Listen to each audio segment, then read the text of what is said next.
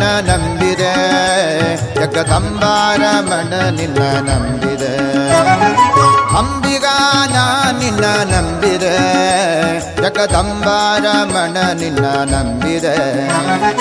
ಅಂಬಿಗಾ ಓ ಅಂಬಿಗಾ, ಅಂಬಿಗಾ ಜಗದಂಬಿಗಾ, ಅಂಬಿಗಾ ಓ ಅಂಬಿಗಾ, ಅಂಬಿಗಾ ಜಗದಂಬಿಗಾ.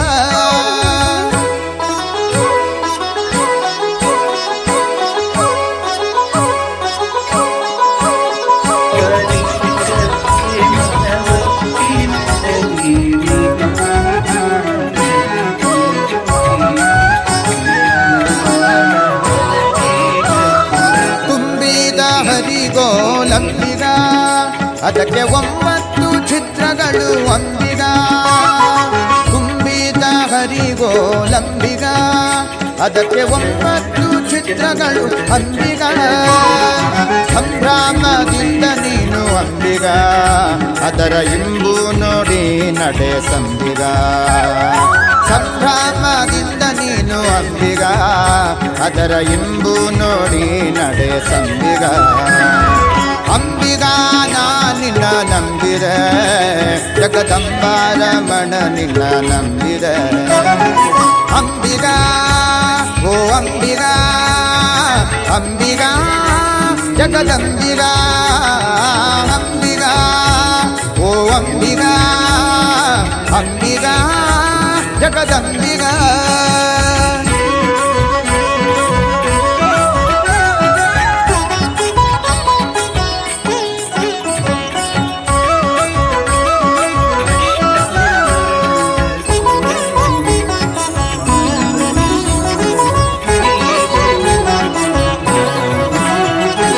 ಒಳ್ಳೆಯ ಭರವ ನೋಡಂಬಿಗ, ಅದಕ್ಕೆ ಸಣ್ಣಮೂಗ ನಾವಯ್ಯ ಅಂಬಿಗ.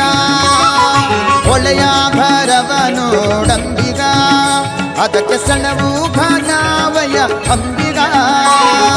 ಸುಳಿಯೋಳು ಮುಳುಗಿದೆ ಅಂಬಿಗ, ಎನ್ನ ಸೆಳೆದುಕೊಂಡೊಯ್ಯೋ ಅಂಬಿಗ. ಸುಳಿಯೋಳು ಮುಳುಗಿದೆ ಅಂಬಿಗ, ಎನ್ನ ಸೆಳೆದುಕೊಂಡೊಯ್ಯೋ ಅಂಬಿಗ.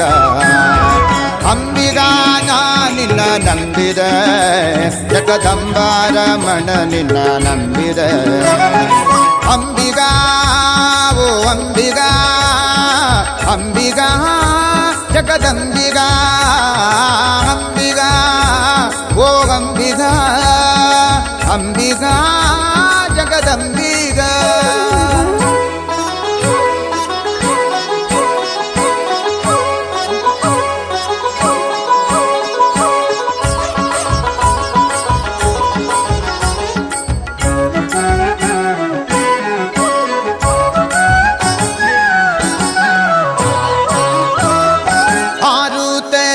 ನೋಡಂಬಿಗ, ಅದು ಮೀರಿ ಬರುತ್ತಲಿದೆ ಅಂಬಿಗ. 6 ತೆರೆಯ ನೋಡಂಬಿಗ, ಅದು ಮೀರಿ ಬರುತ್ತಲಿದೆ ಅಂಬಿಗ.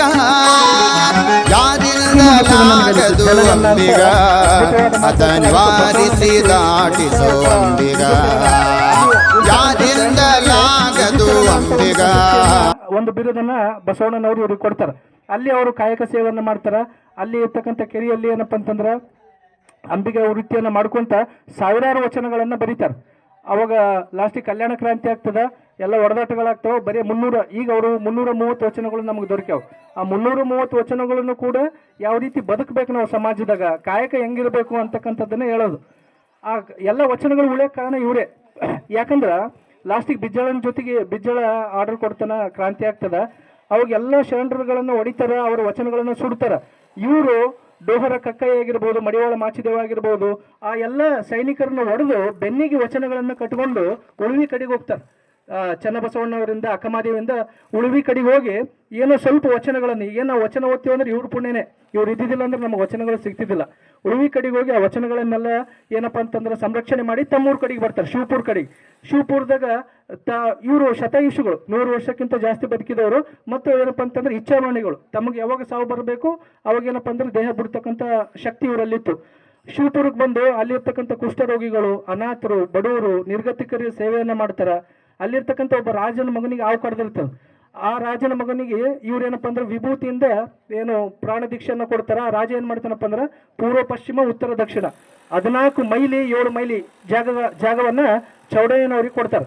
ಚೌಡಯ್ಯನವ್ರು ಏನ್ ಮಾಡ್ತಾರಪ್ಪ ಅಂದ್ರೆ ತನ್ನ ಶಿಷ್ಯಗೆ ಆ ಜಾಗವನ್ನು ಕೊಟ್ಟು ನೋಡ್ರಿ ಎಷ್ಟು ಚಂದ ಹೇಳ್ತಾರೆ, ಈ ಜಾಗ ಬಡವರಿಗೆ, ನಿರ್ಗತಿಕರಿಗೆ, ರೋಗಿಗಳಿಗೆ ಅದಕ್ಕಾಗಿ ಮೀಸಲಿಡಬೇಕು. ಇದು ನನ್ನ ಜಾಗ ಅಲ್ಲ, ಇದು ಸಮಾಜದ ಜಾಗ.